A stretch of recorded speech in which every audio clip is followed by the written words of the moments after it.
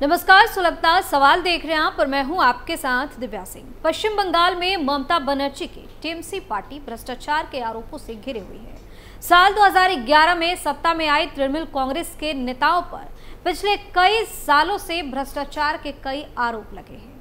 शिक्षक भर्ती घोटाला, दमकल भर्ती घोटाला, नगर पालिका भर्ती घोटाला, मनरेगा में भ्रष्टाचार, कोऑपरेटिव बैंक में घोटाला, ग्रुप डी की नियुक्ति में भ्रष्टाचार जैसे कई आरोप हैं।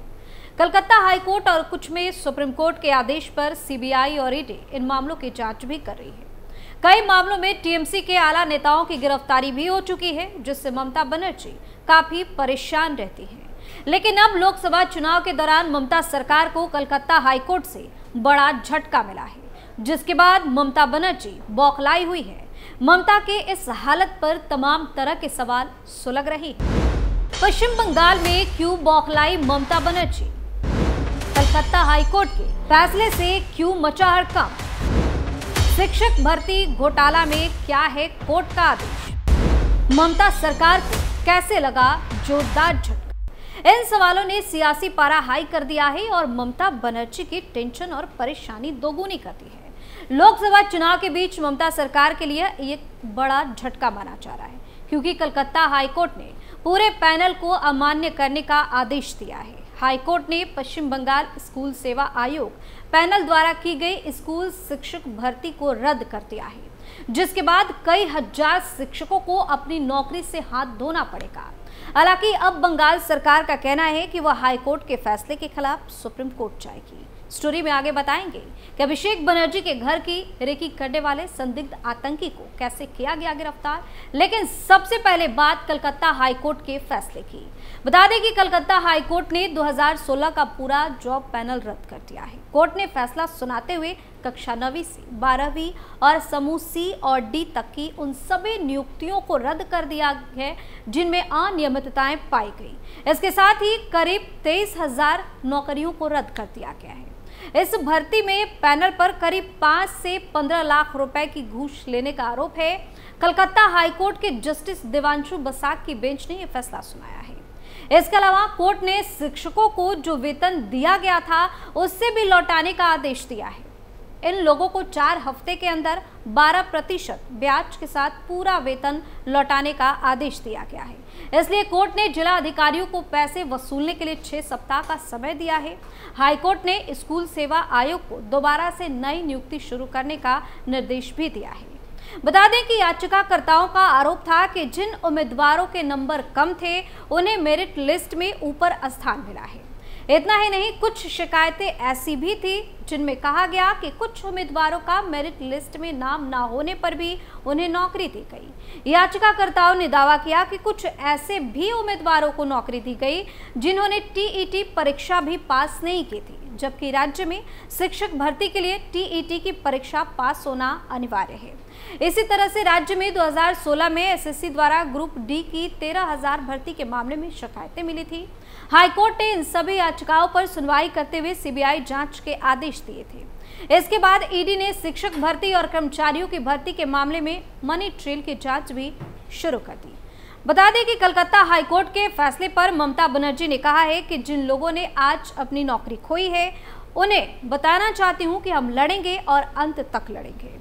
क्या आप नहीं जानते कि जिन्होंने आदेश दिया है वो बीजेपी ज्वाइन किए हुए हैं? हम इस फैसले को चुनौती देंगे। इस फैसले से 26,000 उम्मीदवारों की किस्मत जुड़ी है। हम नौकरी देने की कोशिश कर रहे हैं। ये अवैध आदेश है।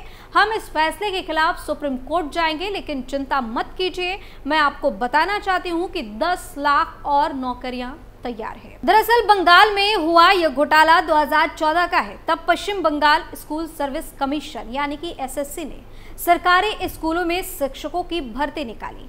प्रक्रिया 2016 में शुरू हुई थी। उस वक्त पार्थ चटर्जी शिक्षा मंत्री थे। इस मामले में गड़बड़ी की कई शिकायतें कोलकाता हाईकोर्ट में दाखिल हुई थी।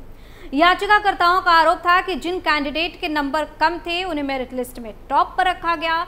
कुछ कैंडिडेट का मेरिट लिस्ट में नाम न होने पर भी उन्हें नौकरी दी गई। ऐसे लोगों को भी नौकरी दी गई जिन्होंने टीईटी परीक्षा पास भी नहीं की थी। मई 2022 में कलकत्ता हाईकोर्ट ने सीबीआई को आदेश दिया था कि Paschim Bangal school service commission और Paschim Bangal board of secondary education की तरफ से 2014 से 2021 के बीच नॉन टीचिंग स्टाफ और टीचिंग स्टाफ में जो भी अपॉइंटमेंट किए गए हैं उनकी जांच की जाए। ऐसी खबरें थी कि उम्मीदवारों ने सिलेक्शन टेस्ट में फेल होने के बाद सिलेक्शन के लिए 5 से 15 लाख रुपए तक की रिश्वत दी थी।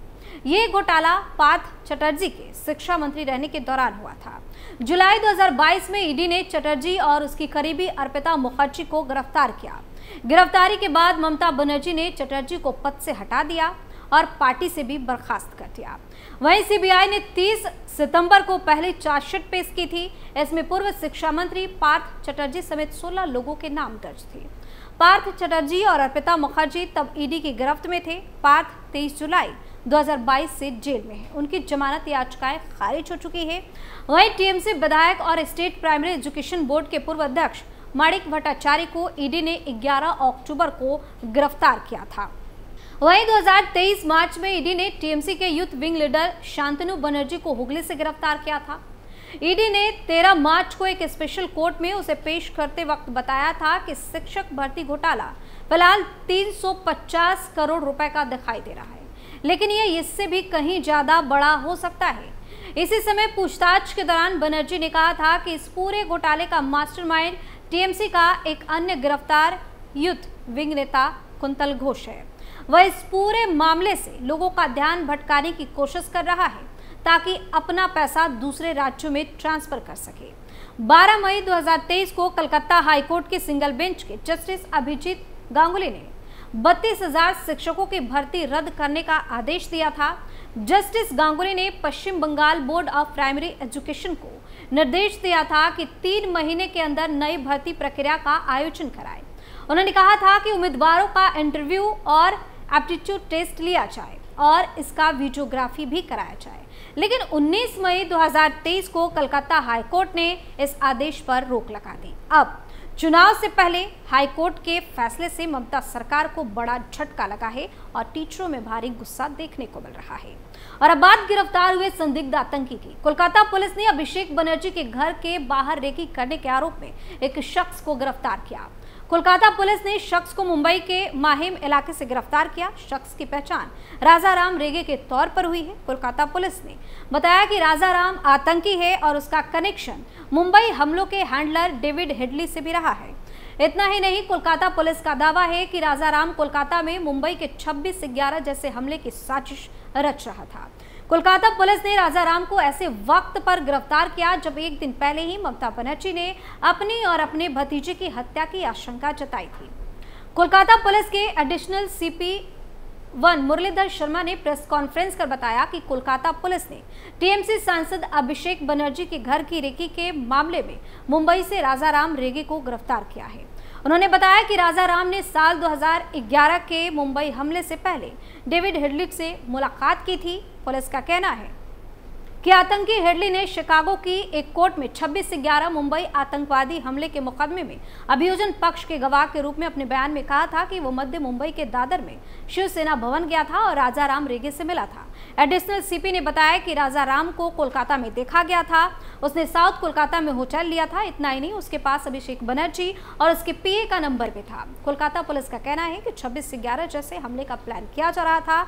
आरोपी ने अभिषेक बनर्जी के घर की रेकी करने की भी कोशिश की थी। शुरुआती जांच में पता चला कि राजाराम ने कोलकाता में कुछ और लोगों से मुलाकात की थी। पुलिस ने बताया कि मामले में जांच जारी है। बता दें कि पश्चिम बंगाल की मुख्यमंत्री ममता बनर्जी ने इससे पहले आरोप लगाया था कि भारतीय जनता पार्टी उन्हें और उनके भतीजे अभिषेक बनर्जी को निशाना बना रही है और वे दोनों सुरक्षित नहीं है। विधानसभा में विपक्ष के नेता शुभेंदु अधिकारी ने एक दिन पहले कहा था कि एक बड़ा धमाका होगा जो तृणमूल और उसके शीर्ष नेतृत्व को हिला कर रख देगा, जिसके बाद ममता ने ये आरोप लगाया। सुलगता सवाल में आज के लिए इतना ही। किसी और मुद्दे के साथ फिर से पेश होंगे, तब तक के लिए आप देखते रहिए कैपिटल टीवी। नमस्कार।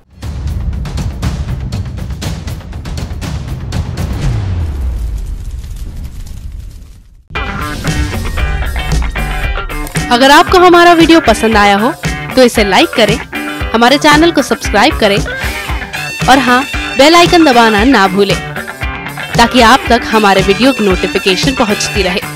आप अपना सुझाव हमें कमेंट बॉक्स में दे सकते हैं। हमारे साथ जुड़ने के लिए शुक्रिया।